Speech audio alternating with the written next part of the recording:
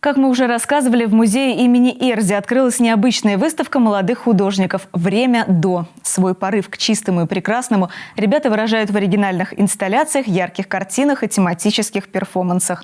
Экспозиция привлекла много внимания. В числе посетителей выставки оказался и мэр Саранска Петр Тултаев. В прошедшую субботу мэр Саранска Петр Тултаев посетил выставку молодых художников «Время до».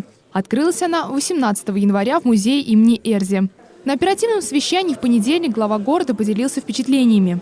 Подростки раскрывают посредством картин свой духовный мир. При помощи своих полотен они показывают свое отношение к любви, окружающим людям и к миру.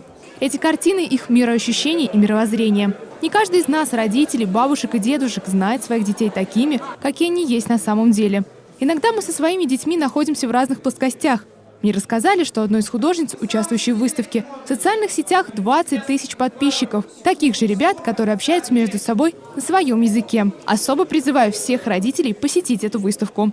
Увидев представленные полотна, вы поймете, чем живут и дышат подростки, наши дети. Организуйте экскурсии для педагогов и школьников. Глава Саранска поручил, чтобы в ближайшие дни выставку молодых художников «Время до» посетили и сотрудники администрации города.